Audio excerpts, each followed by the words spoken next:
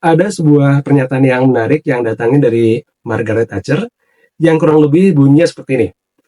Berhati-hatilah kepada pikiran kita karena itu akan menjadi kata-kata. Berhati-hatilah dengan kata-kata karena itu akan menghasilkan tindakan. Berhati-hatilah dengan tindakan kita karena itu akan menjadi kebiasaan.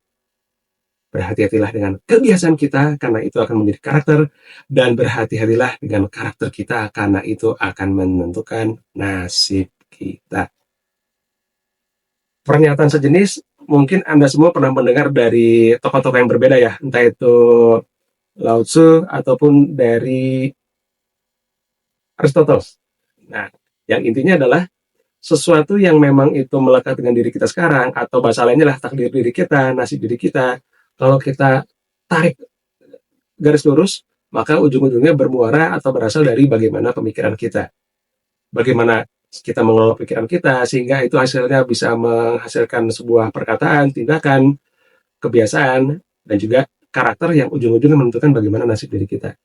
Ini pernyataan yang sangat menarik dan pernyataan yang mengandung unsur reflektif, maksud saya, karena membuat kita menjadi merenung. Apa yang kita alami sekarang itu jangan-jangan bermuara dari sebuah pemikiran kita yang terjadi di masa lampau. Ya, masa lampau itu nggak mesti dalam jangka waktu kurun yang lama, bisa jadi dalam waktu 1 detik yang lalu pun itu bisa menjadi masa lampau buat diri kita ya. Nah, mendengar atau membaca pernyataan tersebut, saya juga teringat dengan sebuah ilustrasi yang bicara tentang teko dan cangkir. Nah, ini ilustrasi yang sangat familiar ya bagi Anda semua mungkin. Jadi, teko itu hanya akan mengeluarkan isinya ke dalam cangkir sesuai apa yang ada di dalamnya. Sama, kata-kata kita itu juga tergantung apa isi pikiran kita. Kemudian saya juga bertanya, kalau begitu, isi pikiran kita juga dipengaruhi oleh faktor eksternal atau hal yang ada di luar diri kita dong? Tentunya iya. Contohnya apa? Contohnya bisa itu informasi, bisa itu berita, bisa itu tontonan, bisa itu apa yang kita dengarkan, apa yang kita lihat. Itu yang masuk ke dalam pikiran kita melalui panca indera kita, itulah yang akan menentukan nantinya bagaimana kata-kata yang keluar dari lisan kita maupun tindakan-tindakan kita.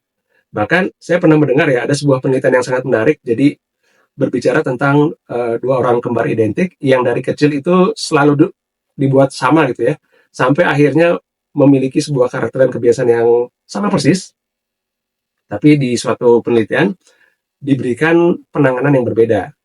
Yang pertama itu dia diberikan tontonan yang menghibur, kemudian juga didengarkan dengan alunan musik yang memang irama tempo atau beatnya itu nuansanya fun gitu ya. Sementara yang satunya, kembaran yang satunya, itu diberikan tontonan dan tayangan yang sedih, yang mengerikan, berita-berita yang ya kalau kita baca headline-nya agak horor juga gitu ya. Dan juga diperdengarkan dengan musik-musik yang bukan dengan tempo atau ritme yang beatnya mengandung nuansa happy, termasuk juga liriknya, tapi justru yang mellow, yang sendu, ya, yang mengandung unsur-unsur kesedihan. Ya, terlepas bukan berarti kita tidak boleh mendengarkan alunan musik atau lagu yang memang mengarahkan kepada hal-hal yang sifatnya sedih. Kalau memang sifatnya untuk refleksi diri atau perenungan juga disesuaikan ya. Nah, kembali ke penelitian tadi. Apa yang berbeda? Dampaknya adalah si kembaran yang pertama ini ketika dia itu dilepas ke sebuah pusat perbelanjaan, itu dia melakukan aktivitas yang namanya belanja itu dengan senang. Oh, saya suka dengan ini, tertarik dengan ini, ya. Jadi bukan dalam artian adalah membuat dia menjadi konsumtif, tapi memang ada sebuah energi yang memang berbeda, gitu ya. Kemudian kemarin yang satunya baru-baru mau membeli, gitu. Jadi kalau melihat suatu barang itu dia cenderung nggak minat, cenderung nggak tertarik. Padahal keduanya ini adalah orang yang sama-sama ketika dilepas di pusat perbelanjaan dari masih kecil itu paling senang gitu ya, karena uh, apa, entah itu senang karena membelinya, karena ada nuansa yang berbeda ketika melakukan aktivitas berbelanja. Nah, dari penelitian itu disimpulkan bahwa ternyata memang betul ya, apa yang masuk ke dalam pikiran baik itu melalui tontonan maupun apa yang didengarkan itu bisa pertama mengubah mood atau suasana hati seseorang. Yang dampaknya adalah juga berpengaruh kepada kata-kata yang disampaikan dan juga tindakan-tindakan yang dilakukan atau diperbuat. Maka ini semua sekaligus menjadi pengingat bagi diri kita, karena tadi yang disampaikan Margaret Thatcher itu juga akan berpengaruh, ujungnya adalah pada yang namanya nasib atau takdir. Maka penting bagi diri kita untuk melakukan tindakan antisipasi di awal, yaitu apa?